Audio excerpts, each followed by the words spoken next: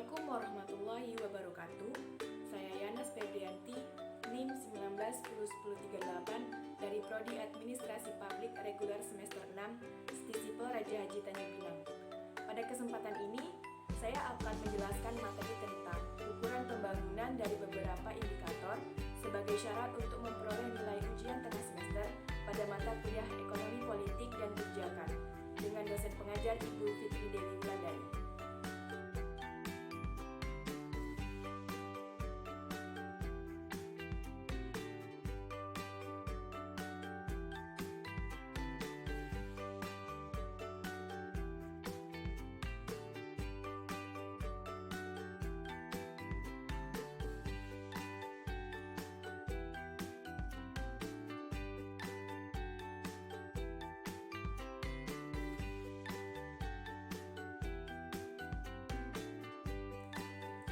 Sebelum membahas ukuran pembangunan dari beberapa indikator, sebenarnya apa itu pembangunan atau development? Menurut Alexander 1994, pembangunan adalah proses perubahan yang mencangkup seluruh sistem sosial seperti politik, ekonomi, infrastruktur, pertahanan, pendidikan dan teknologi, serta kelembagaan dan budaya.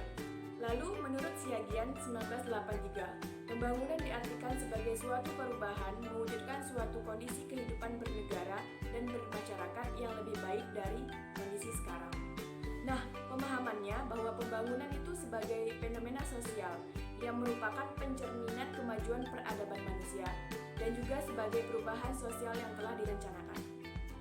Lalu, apa itu ukuran pembangunan? Ukuran pembangunan adalah suatu tolak ukur yang menjadi acuan keberhasilan pembangunan di dalam suatu negara. Terdapat 5 indikator ukuran pembangunan. Yang pertama, kekayaan rata-rata. Pembangunan di suatu negara dikatakan berhasil jika pertumbuhan ekonomi masyarakatnya terbilang cukup tinggi. Nah, pengukurannya itu dilihat dari produktivitas masyarakat dan produktivitas negara pada setiap tahunnya. Atau dalam bahasa lain itu ada Produk Nasional Bruto (PNB) atau Gross National Product atau GNP.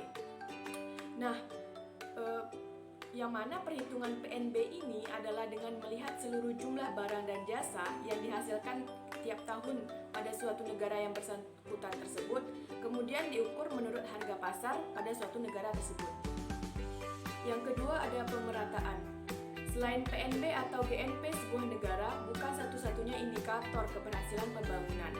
Bisa kita lihat bahwa Indonesia sendiri yang sudah memiliki pendapatan per kapita yang tinggi namun masih banyak masyarakat yang hidup di bawah garis kemiskinan yang tidak bisa menikmati akses pendidikan, kesehatan, dan lainnya.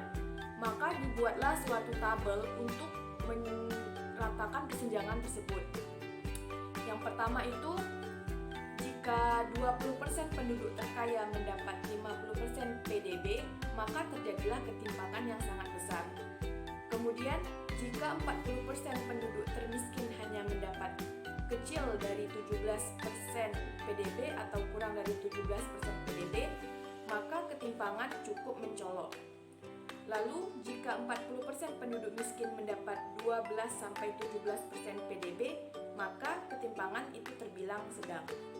Dan yang terakhir, jika 40% penduduk termiskin mendapat lebih dari 17% PDB, maka ketimpangan sangat kecil. Maka keberhasilan pembangunan dari indikator pemerataan harus memperhatikan tabel penjelasan tersebut. Yang ketiga ada kualitas kehidupan. Pengukuran pembangunan selanjutnya adalah kualitas kehidupan dengan tolak ukur Physical Quality of Life Index, yang menurut Morris terdapat 3 komponen yang harus diperhatikan. Yang pertama, rata-rata harapan hidup pada umur 1 tahun. Tentang status gizi pada keluarga dan ciri kehidupan di luar rumah. Lalu yang kedua ada angka kematian bayi. Angka kematian bayi ini tercermin dari ketersediaan air bersih, keadaan lingkungan, dan keadaan ibu. Dan yang terakhir ada angka melek huruf, yaitu ukuran dari akses pendidikan dan ukuran keterampilan yang minim pada anak atau masyarakat. Yang keempat ada kerusakan lingkungan atau sustainable development, yaitu suatu negara yang tinggi produktivitasnya dan merata pendapatan penduduknya bisa saja berada pada proses untuk menjadi semakin miskin, yaitu pembangunan yang menghasilkan produktivitas tinggi tetapi tidak memperdulikan keadaan lingkungan, membuat lingkungan menjadi rusak sehingga pembangunan itu tidak berkelanjutan atau sustainable development. Nah, contohnya pada gambar itu menunjukkan bahwa kita tahu Indonesia memiliki kekayaan sumber daya yang berlimpah. Nah, ketika sumber daya itu diambil dan kemudian diolah atau dieksploitasi, maka akan menjadi suatu limbah atau buangan yang akan merusak lingkungan dan akan berdampak terhadap manusia dalam jangka waktu 10 atau beberapa tahun kemudian. Jika hal ini terjadi, maka manusia tidak akan mampu untuk hidup. Maka dari itu, pembangunan juga harus memperhatikan lingkungan untuk bisa menciptakan pembangunan yang berkelanjutan di masa yang akan datang. Dan ukuran pembangunan yang terakhir adalah keadilan sosial. Keadilan sosial menjadi indikator terakhir ukuran pembangunan, yang maksudnya indikator ini bukan hanya berdasarkan pertimbangan moral, tetapi juga sebagai pelestarian dari pembangunan itu sendiri. Nah, hal ini karena jika terjadi kesenjangan antara yang kaya dan yang miskin, maka masyarakat tersebut akan rawan secara politis.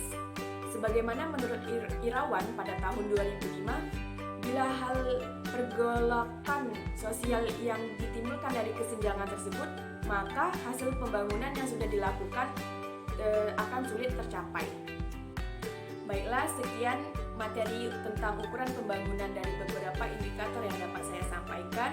Semoga bermanfaat untuk saya dan untuk pendengar semua. Terima kasih. Assalamualaikum warahmatullahi wabarakatuh.